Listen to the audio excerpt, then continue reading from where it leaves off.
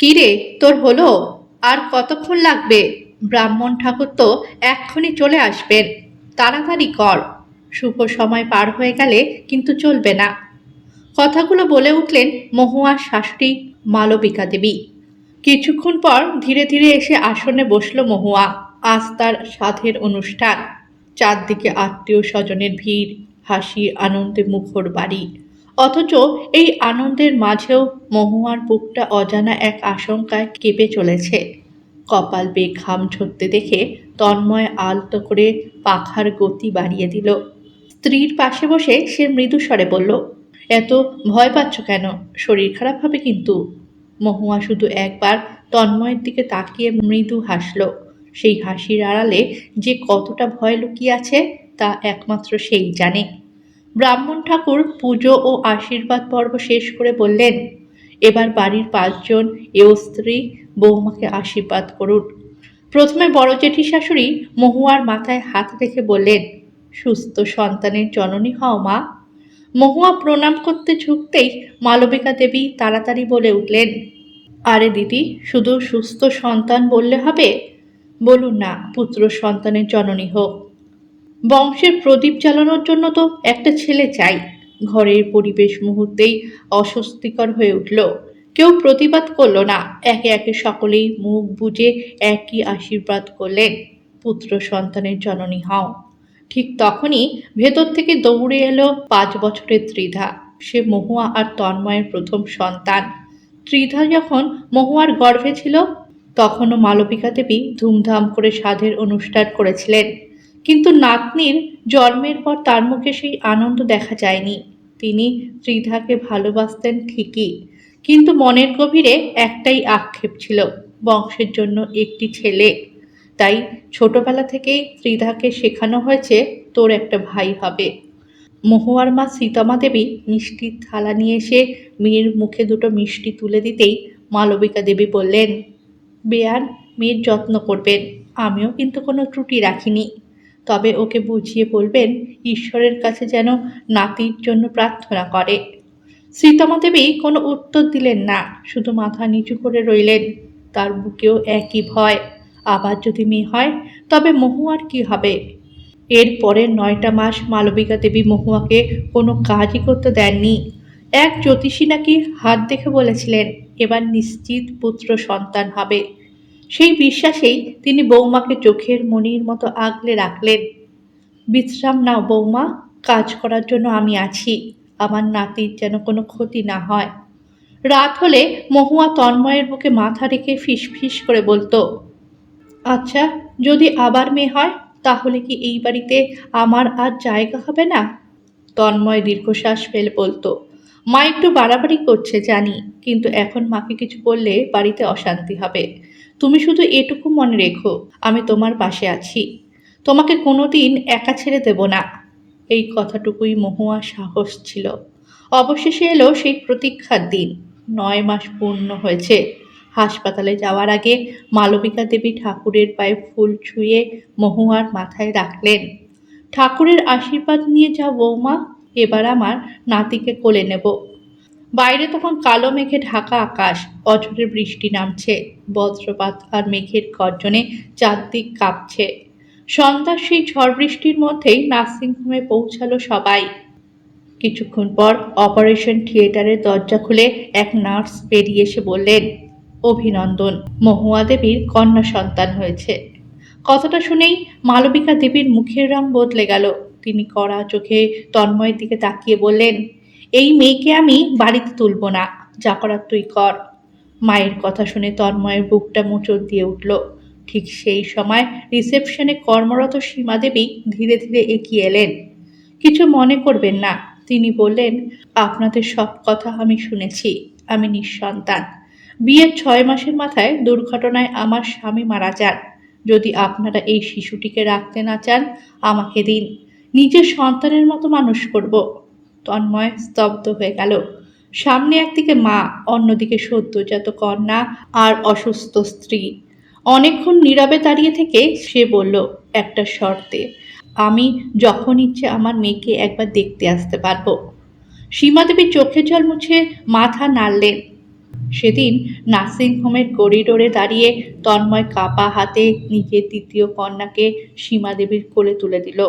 দূরে দাঁড়িয়ে সে ফিসফিস করে বলল, হে ঈশ্বর, ক্ষমা করো আমায়। তারপর ছোট্ট শিশুর দিকে তাকিয়ে বলল, ক্ষমা করো, আমি তোমাকে ত্যাগ করছি না, বাঁচিয়ে রাখছি। একদিন যদি পারি তোমাকে আবার নিজের কাছে ফিরিয়ে আনবো। আর মহুয়া? জ্ঞান ফিরতেই তাকে জানানো হলো তার সন্তান মৃত জন্মেছে। সেই খবর শুনে মহুয়া বুক ফাটা কান্নায় ভেঙে পড়েছিল। তন্ময় চোখের জল লুকিয়ে শুধু বলেছিল, কেঁদে নাও মহুয়া, মনটা হালকা করে নাও। কিন্তু সেই কান্নার আড়ালে যে আরো বড় একটা সত্য লুকিয়ে রইল তা মহুয়া কোনোদিন জানতে পারেনি। কয়েক বছর কেটে গেছে। বৌমা, একবার রাহুলকে ফোনটা করবে? জামা কাপড় গুছিয়ে নিচ্ছিল মহুয়া। শাশুড়ির কথা শুনে হাতের কাজ থামিয়ে বলল, মা, ফোন করলে তো ধরে না, তাহলে ফোন করে কী লাভ বলুন? মালবিকা দেবী অসহায় গলায় বললেন, তাও একবার করো না বৌমা, যদি একটি বার কথা বলা যায়। অসুস্থ মালবিকা দেবী এখন প্রায় শয্যাশায়ী। তার ইচ্ছেটুকু পূরণ করার জন্য মহুয়া ফোন করলো রাহুলকে। একবার দুবার, কোনো সাড়া নেই। তৃতীয়বারে হঠাৎ ফোনটা ফিরে এলো। মহুয়া ফোন ধরতেই ওপার থেকে বিরক্ত গলায় রাহুল বলল, এতবার ফোন করছো কেন, কি হয়েছে? মহুয়া একটু ইতস্তত করে বলল, আসলে তোর ঠাম্মা তোর সঙ্গে কথা বলতে চাইছে। ফোনটা মালবিকা দেবীর হাতে দিতেই তিনি কাঁপা কাঁপা গলায় বললেন, বাবা, একবার আসবি? তোকে দেখতে খুব ইচ্ছে করছে, আর মনে হয় না বেশি দিন বাঁচব। একবার যদি চোখের দেখা দেখতে পেতাম। কথা শেষ হওয়ার আগেই রাহুল বিরক্ত হয়ে বলল, দেখো ঠাম্মা, আমি এখানে পড়াশোনা করতে এসেছি, যখন তখন তো ছুটি পাবো না। আর তোমাদের এই ন্যাকা ন্যাকা কথা শুনতে আমার ভালো লাগে না। বারবার ফোন করে আমাকে বিরক্ত করবে না। আমি রাখছি। বলেই ফোন কেটে দিল সে। ফোনের ওপারে নিস্তব্ধতা নেমে এলো। মালবিকা দেবীর চোখের কোণ ভিজে উঠল। মহুয়া দীর্ঘশ্বাস ফেলল।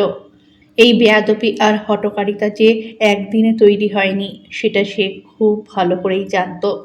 কয়েক বছর আগে ফিরে যাওয়া যাক।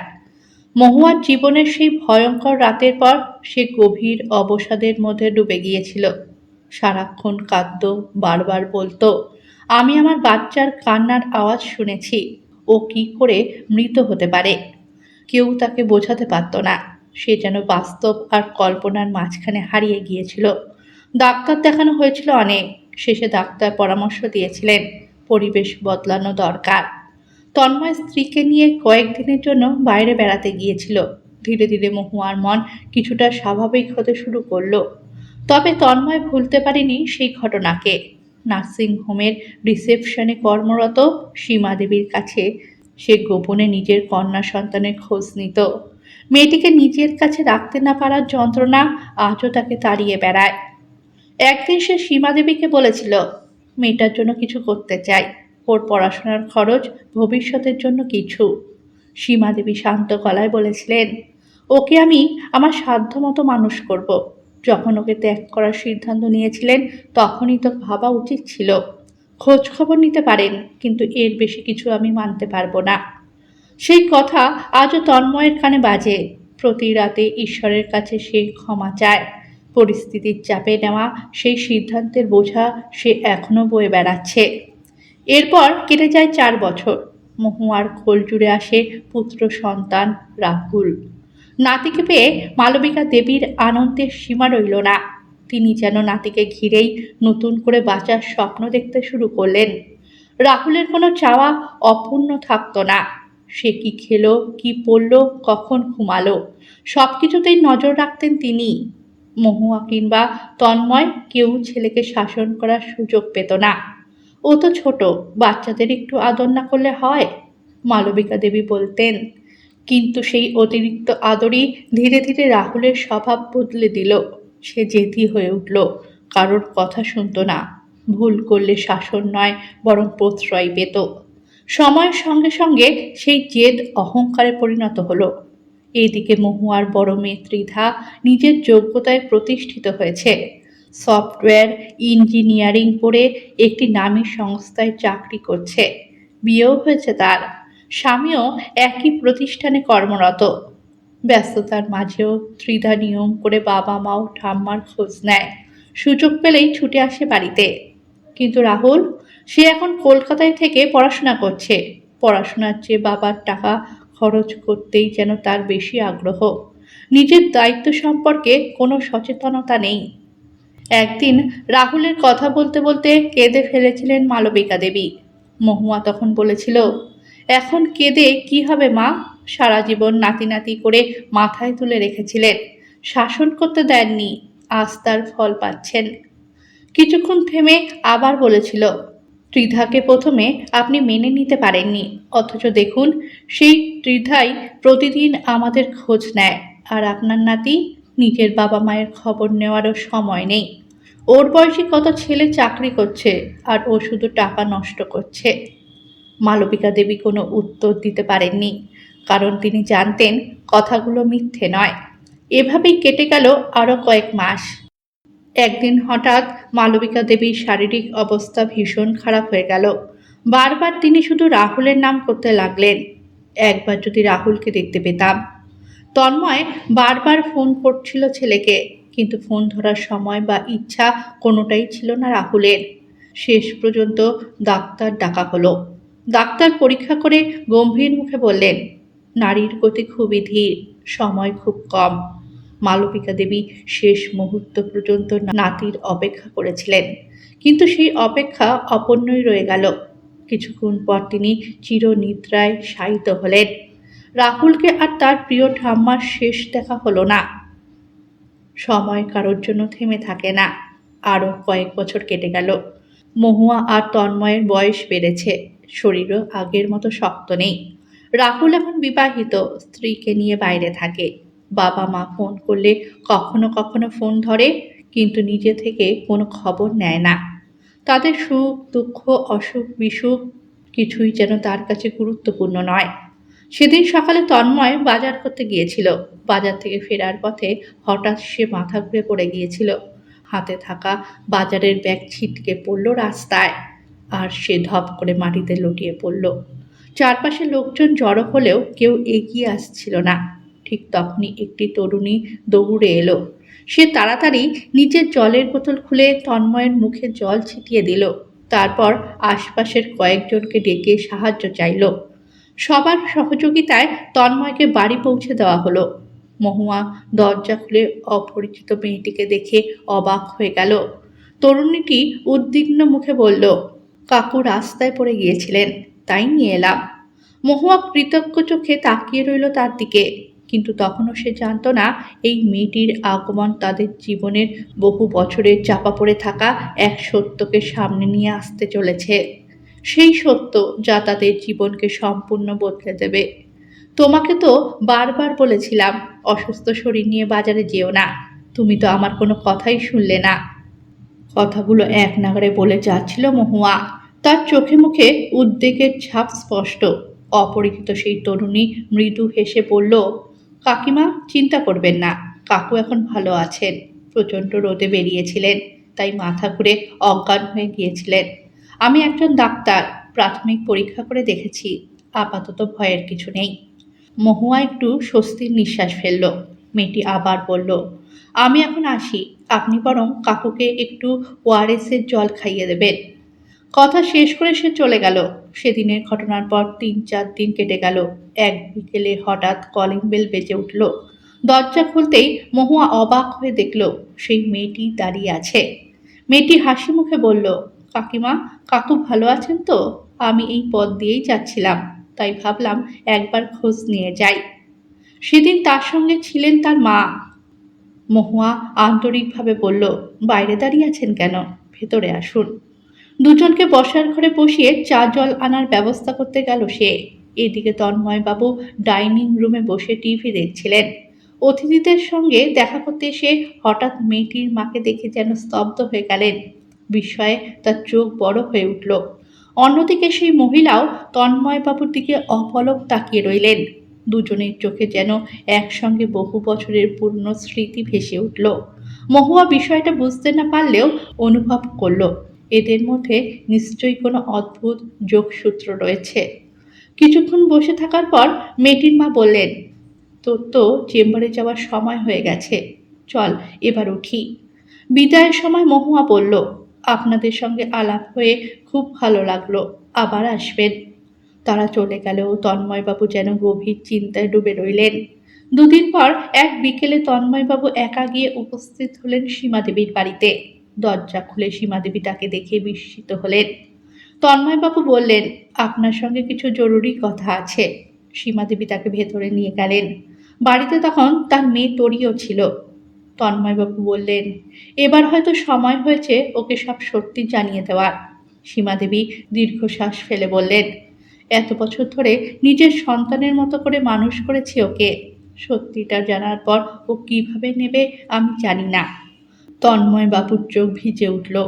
সেদিন যদি আপনি ওর দায়িত্ব না নিতেন তাহলে আমাদের মেয়ের কি হতো আমরা জানি না। আপনি শুধু একজন মানুষ নন, আমাদের কাছে দেবীর সমান। তারপর তিনি অতীতের সেই ভয়ঙ্কর দিনের কথা মনে করতে লাগলেন। প্রায় ৩০ বছর আগে মহুয়া প্রথমবার মা হয়েছিল, কিন্তু সন্তান জন্মের পর তন্ময়বাবুর মা শুধু নাতি চেয়েছিলেন। নাতনি হওয়ার খবর শুনে তিনি প্রবল রাগে ফেটে পড়েন।